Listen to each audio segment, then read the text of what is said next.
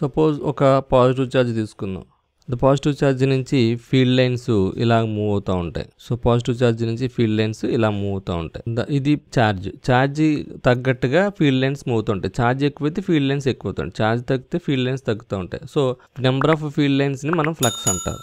దీన్నే వర్డ్స్లో the total number of field lines in any particular electric field is called an electric flux. అంటే the charge around the region is called electric field. Suppose ఈ particular రీజియన్లో ఎన్ని number of field lines వస్తున్నాయి, suppose ఈ particular రీజియన్లో ఎన్ని number of field lines వస్తున్నాయి ఇలాగా identify చేయాలనుకున్నప్పుడు దాన్ని ఎలక్ట్రిక్ ఫ్లక్స్ కింద తెలుస్తామంట. ఎలక్ట్రిక్ ఫ్లక్స్ అంటే సై అనమాట. Okay, the total number of field lines in any particular electric field is called electric flux.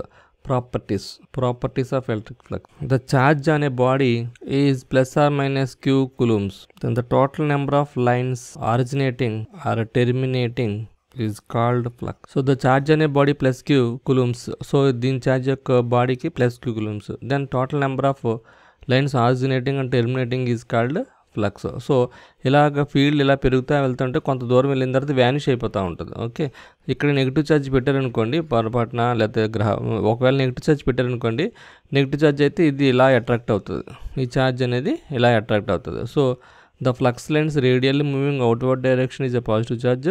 The flux lines moving in to the direction of the charge is nothing but negative charge. Okay, so flux lines moving from a positive charge and starting from the positive charge and ending with somewhere. So the charge on a body plus q coulombs, then the total number of lines originating or terminating is called flux. So start అవడం కానీ end అవడం కానీ దాన్ని flux అంటారు. So దాన్ని మనం ఇక్కడ positive charge తీసుకుంటే ఫ్లక్స్ లైన్స్ ఇలా బయటకు వెళ్తాయి, అదే ఇక్కడ నెగిటివ్ ఛార్జ్ తీసుకుంటే దీనికి ఎంటర్ అవుతూ ఉంటాయి. సో ఒక ఫ్లక్స్ లైన్ ఇంకో ఫ్లక్స్ లైన్ని టచ్ అవ్వదు, flux lines never cross each other. అలాగే మోర్ పాజిటివ్ ఛార్జ్ ఉంటే కనుక మోర్ ఫ్లక్స్ లైన్స్ వస్తాయి, కాబట్టి size increases and flux also increases. So that means more electric field increases. ఇది జనరల్ ప్రాపర్టీస్. ఇప్పుడు ఎలక్ట్రిక్ ఫ్లక్స్ డెన్సిటీ అంటే ఏంటి చూద్దాం. సపోజ్ ఒక ఎలిమెంట్ ఇలా తీసుకుందాం, డిఫరెన్షియల్ సర్ఫేస్ అందాం దీని పేరు. ఓకే, ఆబ్వియస్గా ద ఫ్లక్స్ లైన్స్ ఎప్పుడు కూడా ఈ డిఫరెన్షియల్ సర్ఫేస్ చుట్టూ ఇలా వెళ్తాయి. ఫ్లక్స్ లైన్స్ అనేవి ఈ డిఫరెన్షియల్ సర్ఫేస్ చుట్టూ ఇలా వెళ్తాయి. Okay, so the number of flux lines or field lines passing through an unit area, the number of flux lines passing through an unit area is called electric flux density. So here a small differential surface తీసుకుంటే ఈ flux lines అనేవి ఈ ఏరియాని ఇలా pass చేసి వెళ్తుంటాయి కనుక దాన్ని flux density d bar అంటారు అనమాట. ఓకే, సో దాన్ని మనం సింపుల్గా ఇలా రాయొచ్చు, d bar is equals to psi by a. Suppose ఈ పాయింట్ P నుంచి ద ఫ్లక్స్ లైన్స్ ఇలా పాస్ అవుతున్నాయి అనుకోండి, దాన్ని డిఫరెన్షియల్ సర్ఫేస్ మాటలో రాయాలంటే d bar is equals to d psi by dA. dA means differential surface. So at point P the electric flux density for a differential surface can be written as d psi by ds is equals to d bar. Okay, therefore d psi is equals to d bar ds. Therefore psi is equals to integral of d bar ds bar. Okay, d bar ds ఇలా రాయొచ్చు. Of course ds bar కూడా మనకి vector కింద తీసుకోవాలి. So సై అనేది total area యొక్క flux density, total area నుండి flux lines passing ఎంత అవుతుంది అనేది దాన్ని బట్టి తెలుస్తుంది అనమాట. సో ద ఎలక్ట్రిక్ ఫ్లక్స్ అనేది the number of flux lines ఎన్ని పాస్ అవుతున్నాయి ఈ యూనిట్ ఏరియా నుంచి అనేది దాన్ని బట్టి ఆధారపడుతుంది. ఒక యూనిట్ ఏరియాకి ఐడెంటిఫై చేసామనుకో, ఆ తర్వాత టోటల్ ఏరియాని ఐడెంటిఫై చేయొచ్చు. Now we will find electric flux density for various charge distributions. మనం ఆల్రెడీ ఛార్జ్ డిస్ట్రిబ్యూషన్స్ కట్టాము. దేనికంటే పాయింట్ ఛార్జ్కి, లైన్ ఛార్జ్కి, ఇన్ఫినిట్ లైన్ ఛార్జ్కి, వాల్యూమ్ ఛార్జ్కి కట్టాము. సో మనకి ఎఫ్ తెలిస్తే ఆటోమేటిక్గా ఈ బార్ తెలుస్తుంది, ఈ బార్ తెలిస్తే డి బార్ కూడా తెలుస్తుంది. ఎలాగంటే డి బార్ అనేది ఎప్సిలాన్ నాట్ ఈ అనమాట, వేరే epsilon R is equals to 1.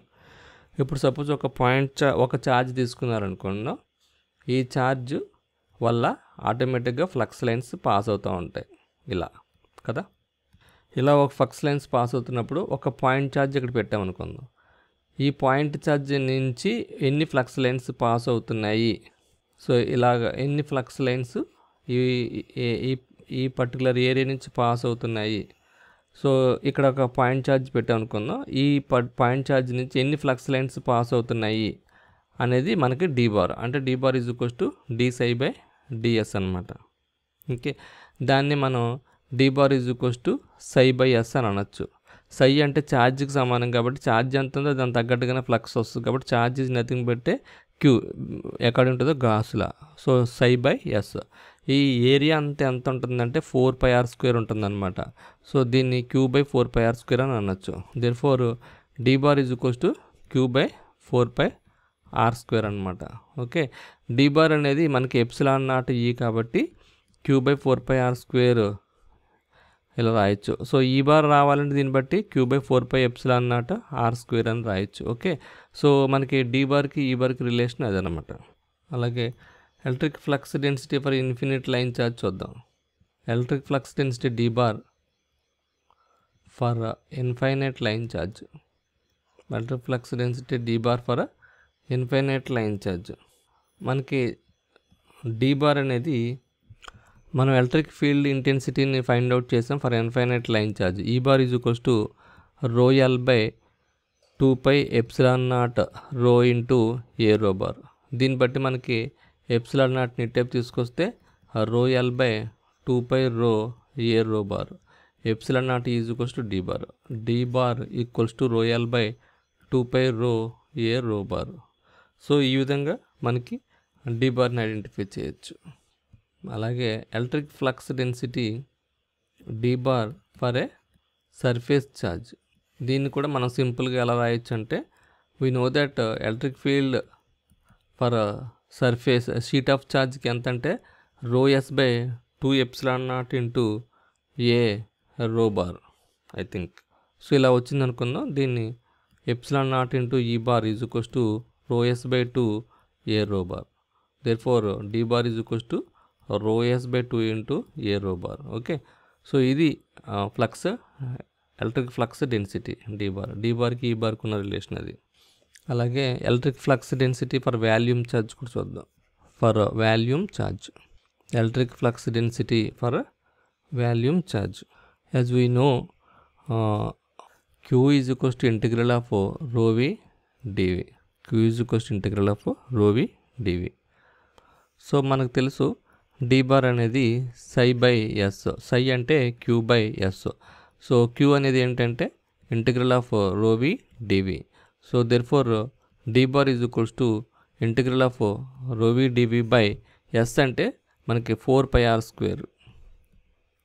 So 4πr². So D bar is equals to rho V D V by 4πr² into A R bar unit vector రాయాలంటే.